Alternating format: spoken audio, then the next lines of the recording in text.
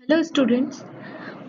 आज हम लोग क्लास 10th बायोलॉजी का एक यूनिट लाइफ प्रोसेस के बारे में पढ़ेंगे।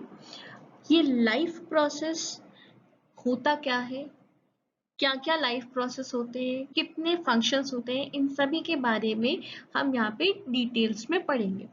तो सब हमें ये जानना जरूरी है कि कोई भी चीज, anything anything, either it is animals, insects, in fact table, chair, ये सब चीज हम कैसे कैटेगराइज करते हैं कि वो लिविंग है या नॉन लिविंग है। तो हम कैसे बताते हैं कि कुछ ना कुछ उनके मूवमेंट्स को देखकर हम बताते हैं, कोई ना कोई क्राइटेरिया होता है। तो इन मूवमेंट्स को हम क्या बोल, ये विजिबल भी हो सकते हैं और नॉन विजिबल भी हो सकते हैं। तो ऐसे मूवमेंट्स, ऐसे एक्शंस, ऐसे फंक्शंस को हम क्या बोलते हैं, लाइफ प्रोसेस। ठीक है। जैसे मैंने अभी एग्जांपल दिया कि animals, insects, plants, table, chair, बस, ट्रक। अब यहाँ पे जैसे आपने नाम सुना बस, ट्रक, तो आपके दिमाग में आता है कि वो क्या है, नॉन लिविंग है। टेबल, चेयर नॉन लिविंग है। लेकिन एनिमल्स, प्लांट्स, इनके बारे में जैसे आता है तो आप सोचते हो अरे ये तो लिविंग है। तो आप लिविंग नॉन लिविंग को कैसे कैटेगराइज करते हो? तो on the basis of their some functions, some criterias. तो ये क्राइटेरियाज क्या है?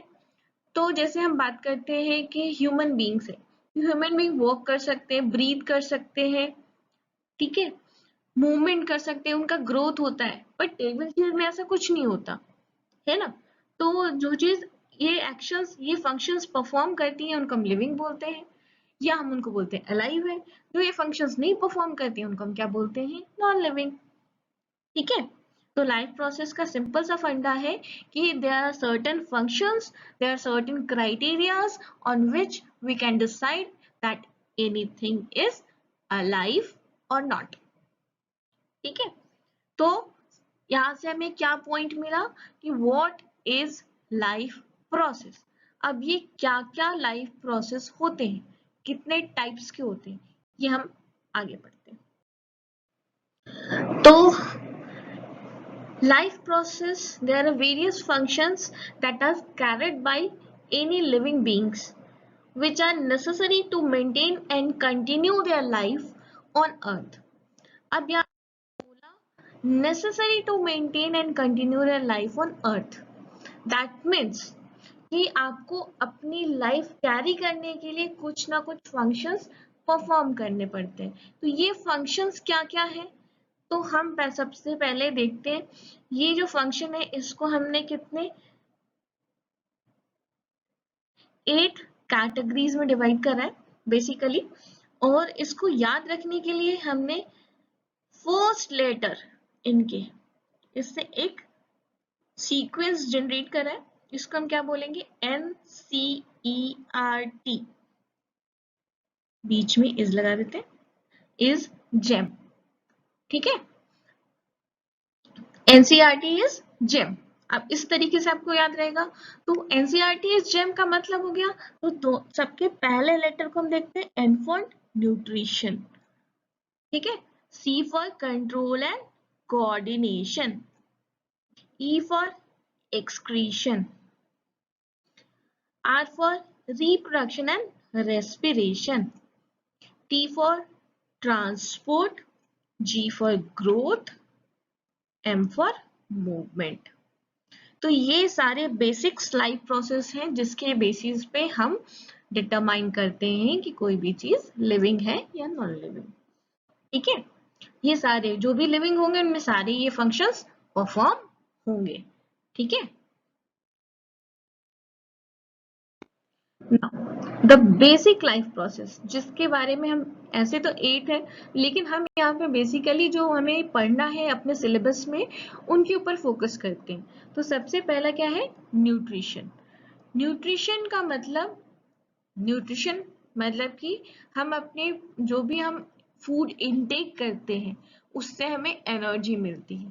ठीक है, तो जो फूड इनटेक करा हमने, न्यूट्रिएंट्स जो हमने इनटेक करा और उसको यूटिलाइज करा अपनी बॉडी में, this process is known as nutrition. ठीक है, the process by which organism obtain and utilize nutrients. जिस प्रोसेस से ऑर्गेनिज्म यूज करते हैं फूड को और अपनी बॉडी में उसका यूटिलाइजेशन शो करते हैं, this process is known as nutrition. Next is respiration. जो फूड इनटेक करा एनिमल्स ने या ह्यूमन बींग्स ने, तो उस फूड को हम क्या करते हैं, उससे एनर्जी चाहिए तभी हमारा सेल मैकेनिज्म वर्क करेगा.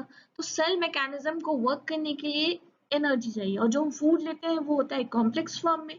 तो कॉम्प्लेक्स फॉर्म से सिंपलर फॉर्म में ब्रेक करने के लिए वहां कोई ना कोई केमिकल रिएक्शन परफॉर्म करना होता है. तो वो रिएक्शन किस प्रोसेस होता है, रेस्पिरेशन प्रोसेस से. ठीक है, इन प्रेजेंस ऑफ ऑक्सीजन. तो फूड का ऑक्सीडेशन होगा और एनर्जी क्या होगी, रिलीज होगी, और ये एनर्जी सेल यूटिलाइज करेगा for various other process. Next है ट्रांसपोर्ट. अब ट्रांसपोर्ट भी बहुत इंपॉर्टेंट है. जैसे हम जानते हैं कोई भी किसी भी फैक्ट्री में कोई भी प्रोडक्ट बनता है तो उसको एक जगह से दूसरी जगह ले जाने के लिए ट्रांसपोर्ट सिस्टम जरूरी है, अदरवाइज वो प्रोडक्ट क्या होगा, यूजलेस होगा. ठीक है, सिमिलरली हमारी बॉडी में भी यही मैकेनिज्म वर्क करता है. तो अगर कोई भी सब्सटेंस हमारी बॉडी में एब्जॉर्ब हो रहा है या सिंथेसाइज हो रहा है या उनका यूटिलाइजेशन हो रहा है, तो वो यूज करने के लिए एक जगह से दूसरी जगह, बॉडी के एक पार्ट से दूसरी पार्ट तक ले जाने के लिए ट्रांसपोर्ट सिस्टम होना जरूरी है. तो ट्रांसपोर्टेशन भी is an important life process.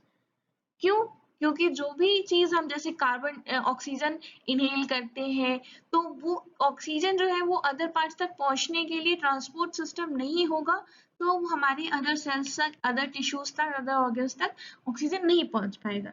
Similarly जो सेल का वेस्ट प्रोडक्ट है वो भी बॉडी से बाहर नहीं आ पाएगा.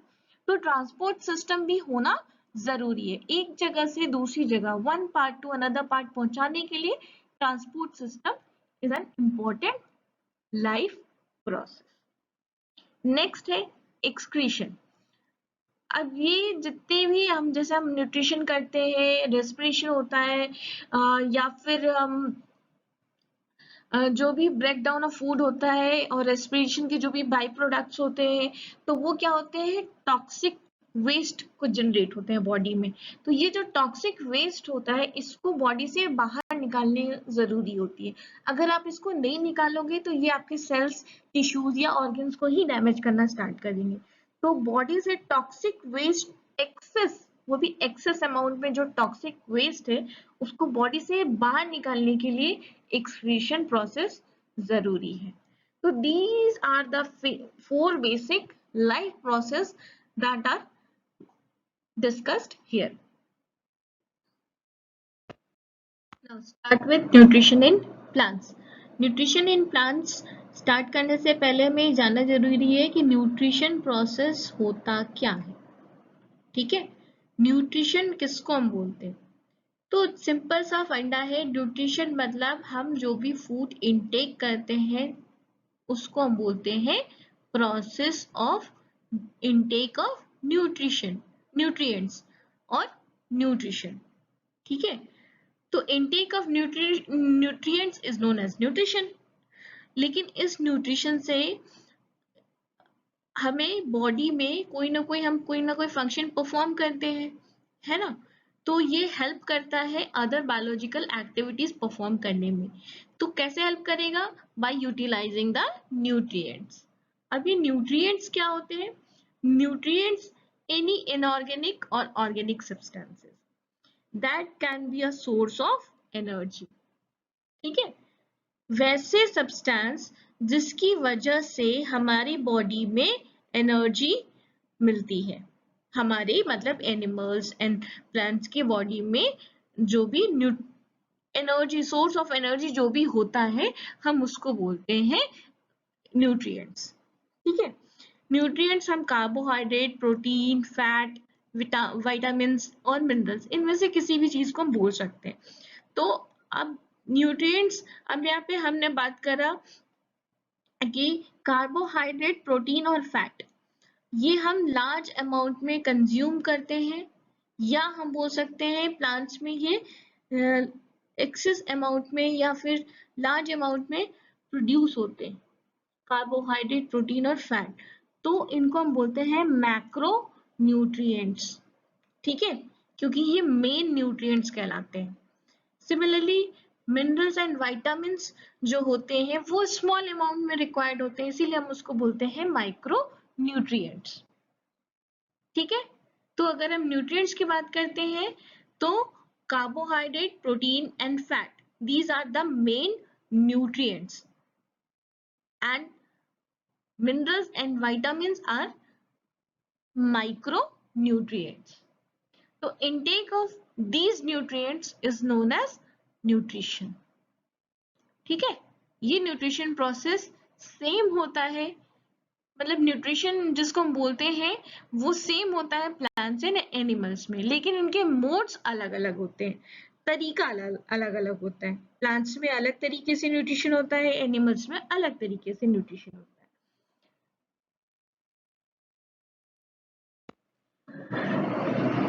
नाउ नीड ऑफ न्यूट्रिशन हमें जानना जरूरी है कि हमें न्यूट्रिशन की जरूरत क्यों है।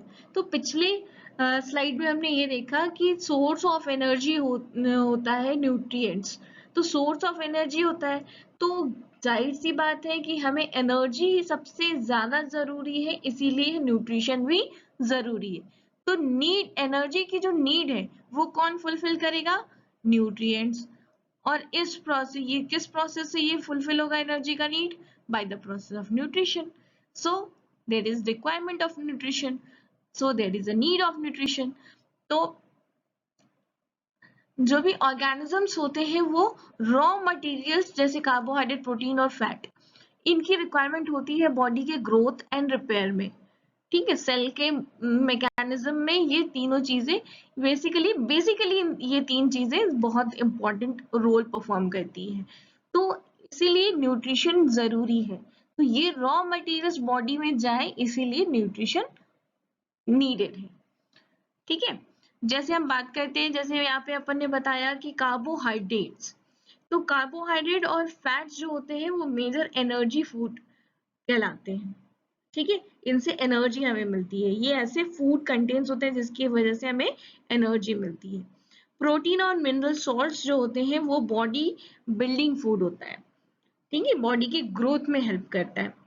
नेक्स्ट, विटामिन और मिनरल्स जो होते हैं वो रेगुलेटरी फूड कहलाते हैं, ठीक है। ये जैसे रेगुलेटिंग फूड का मतलब हो गया कि वो कुछ एंजाइम्स एंड कोई भी हार्मोन सिक्रीशन में वो हेल्प करते हैं, या फिर रेगुलेशन में उनकी सिंथेसिस को रेगुलेट करने में हेल्प करते हैं। तो ये बेसिकली अलग अलग जो हमारे न्यूट्रिशन है उनके अलग अलग फंक्शंस हैं। तो इन सभी फंक्शन को परफॉर्म करने के लिए जो एनर्जी मिलती है वो हमें किससे मिलती है? न्यूट्रिएंट्स से। और ये न्यूट्रिएंट्स हमें किस प्रोसेस से मिलता है? न्यूट्रिशन से। सो न्यूट्रिशन जरूरी है। नेक्स्ट, अब हम पढ़ेंगे modes of nutrition. Modes of nutrition, अब प्लांट्स हो, एनिमल्स हो, इंसेक्ट्स हो या माइक्रो ऑर्गेनिजम्स हो, उन सभी एक तरीके से तो खाएंगे नहीं, ठीक है, सभी एक तरीके से फूड इनटेक करेंगे नहीं, तो उनके जो मोड्स होते हैं, जो टाइप्स होते हैं वो डिफरेंट डिफरेंट टाइप्स होते हैं।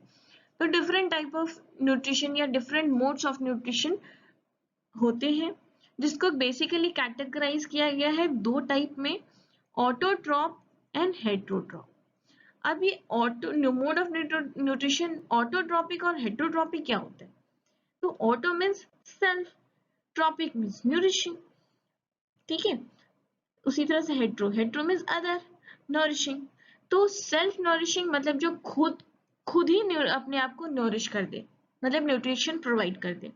और हेट्रोट्रॉपिक जो दूसरों पर डिपेंडेंट होता है, ठीक है, न्यूट्रिशन के लिए दूसरों पर डिपेंडेंट होता है। तो इस तरीके से न्यूट्रिशन को दो कैटेगरी में कैटेगराइज किया गया है, ऑटोट्रॉपिक एंड हेट्रोट्रॉपिक। अब हेट्रोट्रॉपिक में भी थ्री कैटेगरीज है। पहला है होलोजोइक, दूसरा है सैप्रोफिटिक और तीसरा है पैरासिटिक, ठीक है। इनके बारे में डिटेल्स में आगे पढ़ते हैं।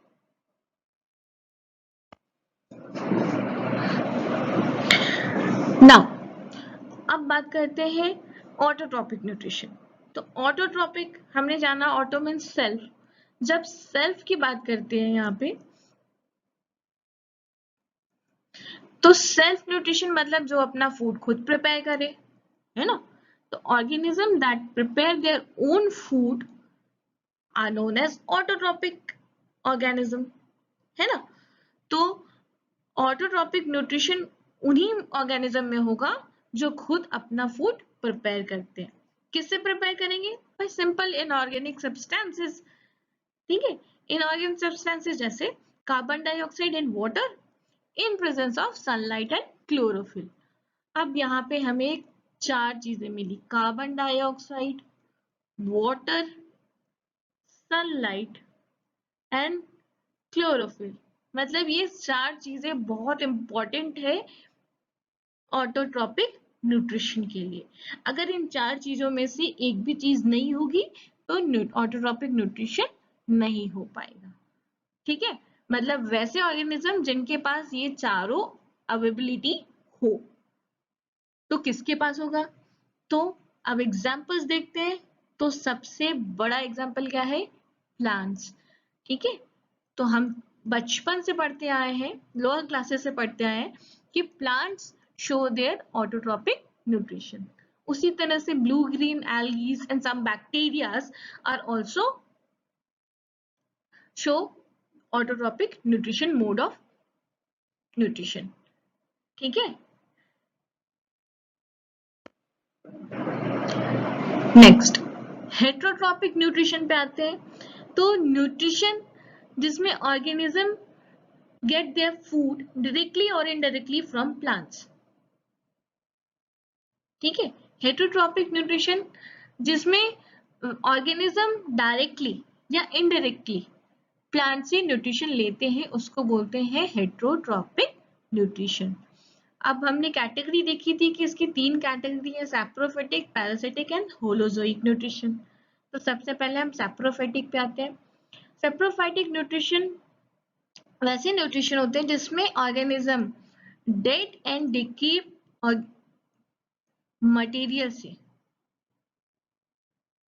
या डेड और डिकेइंग सब्सटेंसेस से, ठीक है, डेड और डिकेइंग सब्सटेंसेस से न्यूट्रिशन लेते हैं, ठीक।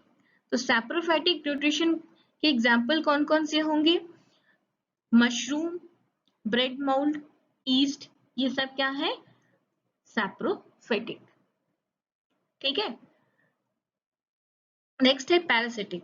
पैरासिटिक मोड ऑफ न्यूट्रिशन जिसमें ऑर्गेनिज्म दूसरे की बॉडी पे रह के उससे न्यूट्रिशन लेता है, ठीक।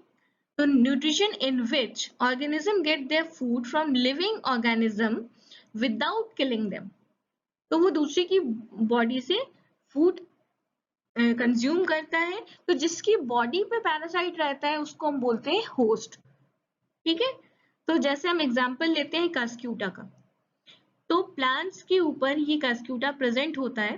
तो ये कास्क्यूटा क्या करता है? प्लांट्स की बॉडी से न्यूट्रिशन लेता है लेकिन उनको किल नहीं करता। उनको सिर्फ फूड से मतलब है, न्यूट्रिशन से मतलब है। कास्क्यूटा वहां से न्यूट्रिशन लेता है, ठीक है। इसके एग्जांपल्स हम देखेंगे यहाँ पे। Cuscuta, ticks, lice, leeches, roundworm, tapeworm, plasmodium, ऐसे बहुत सारे माइक्रो ऑर्गेनिज्म हैं जो पैरासिटिक मोड ऑफ न्यूट्रिशन करते हैं, ठीक है।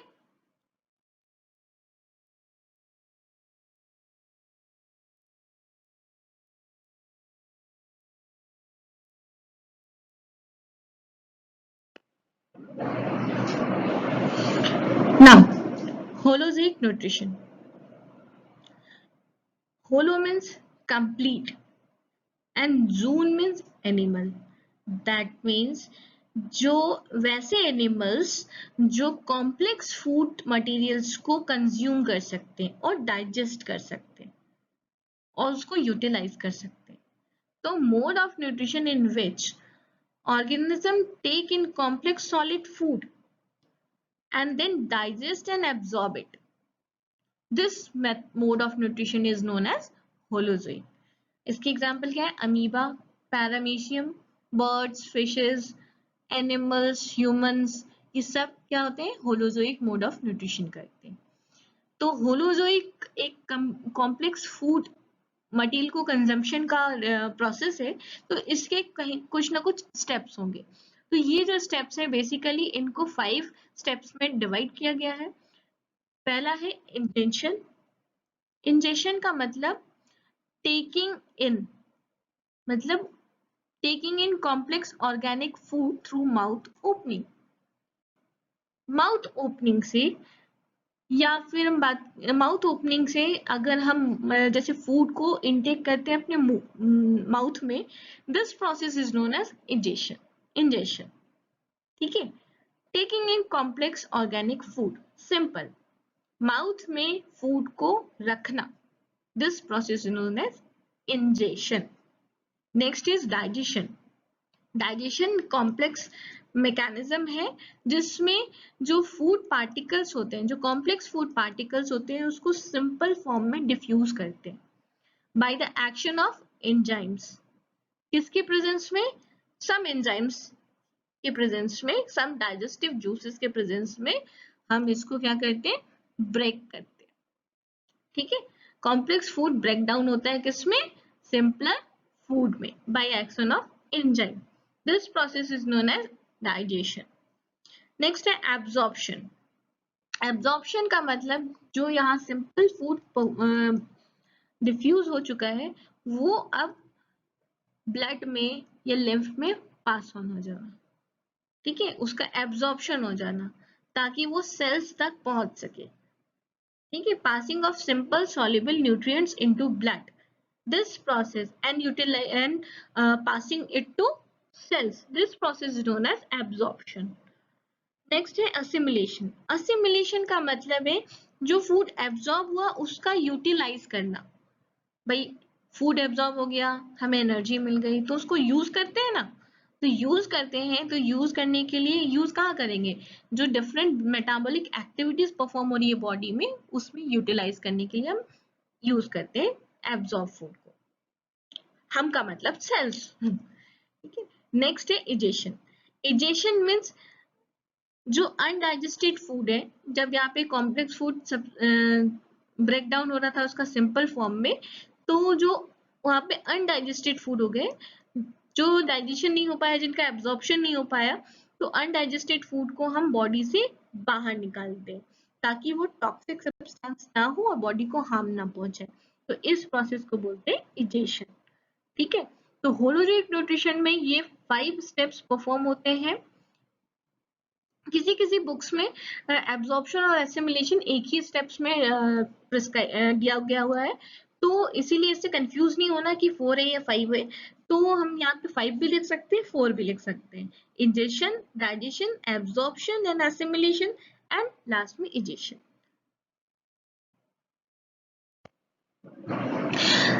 नाउ, तो हमने यहाँ पे ऑटोट्रोपिक मोड ऑफ न्यूट्रिशन पढ़ा और हेटरोट्रोपिक मोड ऑफ न्यूट्रिशन पढ़ा, तो उनके बीच का डिफरेंस भी हमें जानना जरूरी है। तो इनके बीच का जो डिफरेंस है, तो वो किस बेसिस पे हुआ? तो हम यहाँ पे सम कैरेक्टरिस्टिक के बेसिस पे यहाँ पे डिफरेंस देखेंगे कि जो ऑटोट्रोपिक मोड ऑफ न्यूट्रिशन है उसमें सोर्स ऑफ एनर्जी क्या है। तो ऑटोट्रोपिक जो खुद फूड बनाता है, तो उसमें सोर्स ऑफ एनर्जी सनलाइट है ना। हेटरोट्रोपिक रेडीमेड फूड का मतलब हो गया ये दूसरों पे डिपेंडेंट है, तो उसके पास तो ऑलरेडी बने बनाए फूड पे वो डिपेंड होता है, इसीलिए हम यहाँ पे लिखे readymade food. Next, autotrophic mode of nutrition bye the process of photosynthesis या कीमोसिंथेसिस प्रोसेस से होता है। लेकिन हेटरोट्रोपिक में क्या होता है? लिविंग और डेड प्लांट्स, एनिमल्स इस पे डिपेंडेंट होते हैं। आप लिविंग प्लांट्स या एनिमल्स पे डिपेंडेंट होते हैं, या डेड प्लांट्स और एनिमल्स पे डिपेंडेंट होते हैं। नेक्स्ट है अकरेंस, ये किस में पाया जाता है? तो ये ग्रीन प्लांट्स और सब blue green algae and bacteria में पाया जाता है। और हेटरोट्रोपिक ये other than green plants and blue green algae में ये पाए जाते हैं।